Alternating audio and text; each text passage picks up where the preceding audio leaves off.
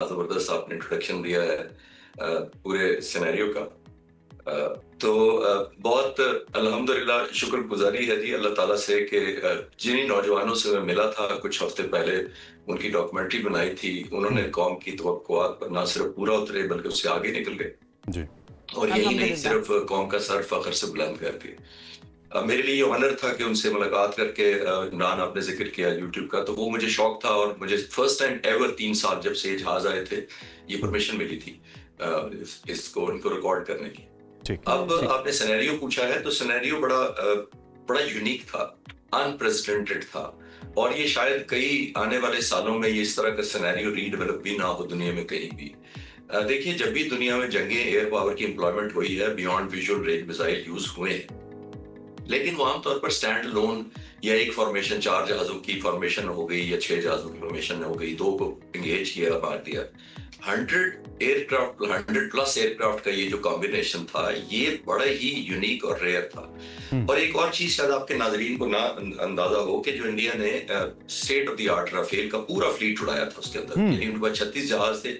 मैंने रिसर्च करके पता करवाया उनके पास 2 जहाज मेंटेनेंस या किसी टेक्निकल वजह से डाउन थे और 33 या 34 जहाज मैं कंफर्म कर सका हूं कि वो हवा में थे उस वक्त, वो एयरबोर्न थे। और यही नहीं, उन्होंने SU-30 भी एंगेज किया, साथ ऐड किया जो नेक्स्ट बेस्ट एयरक्राफ्ट उनकी एयरफोर्स में है और वो डुअल सीटर है। मैं आपके चैनल पे पहली दफा एक अपडेट नाज़रीन को बड़ी दिलचस्प देता था कि वो डुअल सीटर है, जिसका मतलब ये है कि अगर उन 35 जहाजों में 2-2 पायलट बैठे हो, 70 ही हो गए और 30 दूसरे हो गए, तो ये 100 के करीब पायलट्स हमारे 40 पायलटों का मुकाबला कर पूरी बारात लेके आया। तो ये फर्स्ट टाइम अगर मैंने इसको काउंट किया तो फिर मैंने कहा कि आपके चैनल पे पहली दफा बताऊं कि ये यूनिक नंबर पायलट हमारे जो आप कह रहे हैं 42 के मुकाबले में 72 थे, ऑलमोस्ट डबल।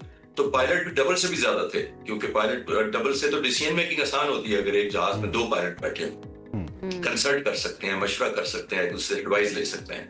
तो ये देखिए इतना यूनिक एक्सपीरियंस। अब आते हैं कि ये किया क्या उन्होंने। हम पहले भी आप कवर कर चुके हैं कि ये हिंदुस्तान ने सोचा कि पहले तो सबक सिखाएंगे, नहीं सिखाया गया। फिर पहले 4 राफेल भेजे, हमने उनको ऑलमोस्ट फोर्स लैंड करवा दिया पठानकोट पर। उसकी तफसील शायद अभी टाइम नहीं है, लेकिन मैं रेफर करता चलूं। हिंदुस्तान की फिजाइया में खास तौर पर और अवाम में बड़ी फ्रस्ट्रेशन डेवलप हो गई कि ये कैसी एयरफोर्स है जो 1000 फाइटर जहाज है और वो कॉम्बैट नहीं कर पा रहे। तो फिर उन्होंने आउट ऑफ फ्रस्ट्रेशन एक बड़ा जबरदस्त मैसिव प्लान बनाया।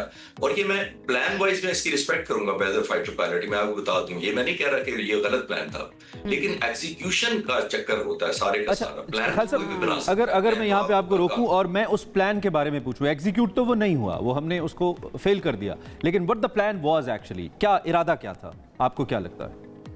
जी इमरान, प्लान ये था उनका कि हम इतनी मैसिव नंबर में लॉन्च करते हैं जहाजों को, पूरी एयर स्पेस को अपनी और पाकिस्तान साइड के सैचुरेट कर देते हैं।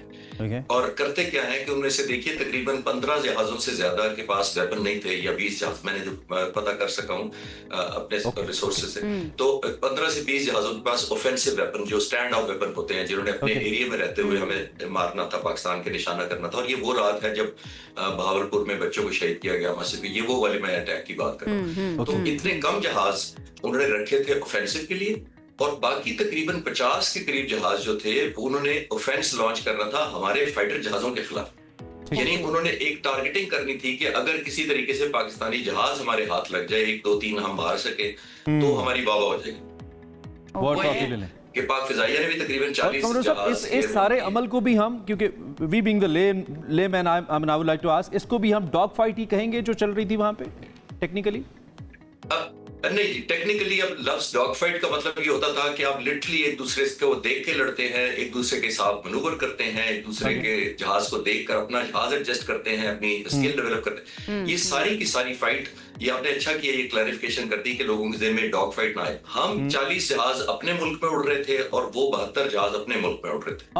हमने सरहद उन्होंने भी पार नहीं की, सरहद हमें नहीं पार की, लेकिन हमारा रिजॉल्व, मैं आपको क्लियर करता चलूं, हमारा रिजॉल्व ये नहीं था कि हमारे मुल्क की कोई पार करेगा, हमारा फाइटर जहाज हमारे मुल्क में आएगा तो मारेंगे। हमने कहा था हमारे मुल्क की सॉवरेनिटी को कोई चैलेंज करेगा, जिसका मतलब ये है कि अगर जहाज अपने बॉर्डर में रहता है और मिसाइल मारता है, हमारी सॉवरेनिटी को चैलेंज कर रहा है, तो हमने उसको ना सिर्फ एंगेज करना है बल्कि पनिश करना है। तो ये क्लैरिटी बहुत अच्छा हो गया कि अपनी हुदूद में रहते हुए, अपने बॉर्डर के अंदर रहते हुए ये जो सारे गिराए हैं एयरप्लेन या एयरक्राफ्ट गिराए हैं, अपनी हुदूद के अंदर रहते हुए गिराए हैं। ہم نے بھی اندر رہتے ہوئے گرائے ہیں اور ہم نے پائلٹس کو پاک فضائیہ نے آرڈر بھی یہی دیا تھا کہ اب ہم نے پرواہ نہیں کرنی کہ ریکیج ہماری طرف گرے. جب ابھینندن کا جہاز شوٹ ہوا تھا تو اس میں پائلٹس کو ہدایات یہ تھیں کہ کیونکہ اسکلیشن نہیں ہوئی تو اپنے جو آزاد کشمیر والا ایریا ہے اس میں گرنا چاہیے, یعنی کہ دشمن ملک میں ریکیج نہ گرے, کیونکہ ہم اوفینس شو کر سکیں گے کہ ہمارے خلاف اوفینس کیا گیا. اس دفعہ ہماری ٹالرنس اور کم تھی. ایک اور بڑا امپورٹنٹ کوسچن ہے, آپ نے کہا کہ ہم اپنی سرحد میں وہ اپنی سرحد میں ہم اوبیسلی لانگ رینج میسلز کا استعمال کر رہے ہیں ایک دوسرے کو ٹارگٹ کرنے کے لیے, اور میں اسے ایزیوم کر سکتا ہوں کہ جس طریقے سے پی ایف آئی ایف کے جہازوں کو ٹارگٹ کرنے میں کامیاب ہوئی وہ بھی کر سکتے تھے. انہوں نے بھی ظاہری بات ہے میسلز لانچ کیے ہوں گے, کیا ہم نے اس کو ڈاچ کیا, وہ کر ہی نہیں پائے؟ ایک اسمپشن یہ بھی ہے کہ when they were returning back یہ کرنے کے بعد تو اس میں یہ ہمارا تصادم ہوا. اس کو کلیئر کریں ذرا اس صورتحال کو.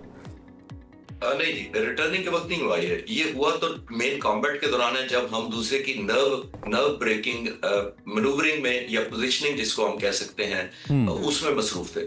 ہوتا یہ ہے کہ جب آپ لاک کرتے ہیں تو ٹپیکل جیسے آپ نے بڑا اچھا سوال کیا تھا کہ ڈاگ فائٹ ہوئی تھی, تو ڈاگ فائٹ نہیں ہوتی. ہوتا یہ ہے کہ جب آپ قریب جاتے ہیں مارنے کے لیے تو دشمن کے پاس بھی بہت الیکٹرانک سینسرز لگے ہوتے ہیں جو اس کو بتا دیتے ہیں کہ کوئی جہاز قریب آ رہا ہے اور تم تھریٹ ہو رہے ہو, وہ تمہیں لاک کر لیا یا مارک کر لیا جو آپ کامنلی ہم لفظ یوز کرتے ہیں, تو وہ وڈرا کر جاتا ہے, پھر دوسرا جہاز آ جاتا ہے, پھر ہمارا بھی اسی طرح ریپلیس ہوتا ہے. یعنی کہ اٹس لائک جیسے بچوں کی ویڈیو گیم ہے لیکن ریئل لائف تھریٹننگ سینیریو تھا. یہ لائف ویڈیو گیم نہیں تھی کہ آپ ریسٹارٹ کر لیں گے, ریفریش کر لیں گے. اس میں تھا کہ سینسز کو ڈاج کیسے کیا ہمارے یہ جو J-10C کی بات کریں یا JF-17 کی, ان رافیل کے سینسز کو ڈاج کس طرح سے کیا اینڈ دین کیسے ہم نے نشانہ بنایا ان کو؟ ڈاجنگ یہ ہوتی ہے. چلے میں ایک اور ایڈوانٹیج جو پاک فضائیہ کا تھا اور جو عمران کہہ رہے تھے کہ ہمارے پاس J-10C تھا اور میں اس کو اپنی ڈاکومنٹری میں یہی کہہ رہا تھا کہ ون آف دا بیسٹ ہے یہ. اس کے جو میزائل کی رینج ہے جو air to air missile beyond visual range, یعنی کہ میں اپنے ناظرین کے لیے اور سمپل کرنے کی کوشش کرتا ہوں کہ پائلٹ کی آنکھیں 8, 10, 15 کلومیٹر سے آگے نہیں دیکھ سکتی ہوا میں, تو جو دیکھ سکتی ہے 100 کلومیٹر 200 کلومیٹر پر وہ ریڈار ہے جہاز کے اندر لگا ہوتا ہے. وہ اپنے ریڈار سے پائلٹ پک کرتا ہے, جب پک ہو جاتا ہے تو پھر اپنے میزائل کو کہتا ہے کہ یہ جو میں نے لاک کیا ہے اس پر روانہ ہو جاؤ, تو وہ روانہ ہو جاتا ہے. اچھا, اس دوران جب وہ لاک کر رہا ہوتا ہے دشمن کو بھی خبر ہو جاتی ہے. ہمارے رافیل کے مقابلے میں ہمیں ایڈوانٹیج یہ تھی کہ رافیل پر جو بیونڈ ویژول رینج میزائل لگا ہوا ہے اس کی رینج ہے 150 کلومیٹر, جس کا مطلب ہے کہ اس کو 150 کلومیٹر قریب آنا پڑتا ہے اپنے ٹارگٹ کو مارنے کے لیے. رافیل J-10C کا بہت بڑا ایڈوانٹیج یہ ہے 200 کلومیٹر پلس سے یہ فائر کر سکتا ہے, جس کا مطلب ہے کہ اس جہاز نے صرف 200 کلومیٹر جانا تھا, 150 تک نہیں جانا تھا. اس کے پاس, ہمارے پائلٹس کے پاس یہ جو 50 کلومیٹر کی ونڈو تھی اس کو پائلٹس نے کیپٹلائز کرنا تھا. یعنی کہ جب قریب جاتے تھے تو ادھر سے ظاہر ہے ان کے بھی قریب جانے کی 150 ہو جاتی تھی. جب ان کو پتا لگتا تھا کہ میں لاک ہو رہا ہوں تو یہ وڈرا کر کے دوسرے جہاز کو انٹری. اور ٹیکنیکلی صاحب آپ کو تو خیر ٹیکنیکل نالج ہے, ٹیکنیکلی کچھ لوگ یہ کنسیڈر کر رہے تھے کہ کچھ چیزیں ایسی ہیں جیسے سپیڈ کو لے کر یا ہائٹ کو لے کر جس پہ تھوڑا سا سلائٹ سا ایڈوانٹیج جو رافیل کو ہے وہ ہماری ریجنل جو کانفلکٹس ہیں اس طرح کی اس کی ریکوائرمنٹ ہی نہیں ہے. جو ہماری ریکوائرمنٹ ہے اس کے لحاظ سے میرے خیال میں سب سے بیسٹ ہم نے ایکوائر کیا جو مشین ہم نے ایکوائر کیا, I believe J-10C. Absolutely, because دیکھیے ہم نے سبق سیکھ لیا تھا ویسٹ کے ساتھ کر کے. ساری ڈیلنگز پہلے جو ہوئی تھی F-16 کے بارے میں ہوئی تھی اور جہازوں کے جب ہم نے اسپیشلی جب بھی ویسٹ لیا جاتا ہے ہمارے سینکشنز لگنے کا چانس ہوتا ہے. ہم نے J-10C سے پہلے جو JF-17 تھنڈر کیا تھا اس پہ بھی کچھ الیکٹرانک تھی ہماری ویسٹ کے اوپر ڈیپینڈنسی تھی, اور جب J-10C ڈیولپ ہو رہا تھا تو وہ ہر دفعہ وہ ڈیفرنٹ چیزیں ریڈار یا کوئی اور چیزیں وہ بڑی لمبی تفصیل ہو جائے گی وہ روک لی جاتی تھی. تو ہمیں بڑی کیلکولیٹ کرنا پڑا کہ یہ چیزیں لیتے رہے. بالکل صاحب, اس سے پہلے جو ہم بات کر رہے تھے میں اس کے اوپر آپ کو واپس لے کے جانا چاہوں گی. دشمن نے بھی لاک کرنے کی کوشش کی ہوگی ہمارے جو ایئر کرافٹ چل رہے تھے ان کو, تو میں یہ جاننا چاہ رہی ہوں اس کو چھوڑنا یا اس سے بچنا وہ کس طرح سے پاسبل ہوا ہمارے پائلٹس کے لیے یا ہمارے ایئر کرافٹس کے لیے؟ یہ جیسے ایک دوسرے کا ہم اس کو ٹیکنیکل ٹرمز یوز کرتے ہیں, اس کو کہتے ہیں ہم گرائنڈ کرنا. جب آپ ایک دوسرے سے مقابلے میں اس طرح آ جاتے ہیں اور آپ ایک دوسرے کو ہٹ کرنا چاہتے ہیں, پھر بیم لے لیتے ہیں. بیم کا مطلب یہ ہوتا ہے کہ یہ جہاز یوں سامنے سے آ رہا ہے, اگر میں تھریٹ ہونے والا ہوں, یہ جہاز تھریٹ ہو رہا ہے تو میں بیم کر کے ادھر نکل جاؤں گا, جس کا مطلب یہ ہے کہ اب اس کو وہ والی اس کے ریڈار کو میری انفارمیشن یا سگنل نہیں ملے گی جس پہ یہ میزائل لانچ کر سکے. تو وہ یہ کنٹینیوس کرنا ہوتا ہے. نرو ہوتے ہیں. ایک میں ٹریبیوٹ پیش کرنا چاہتا ہوں پاک فضائیہ کی لیڈرشپ کو.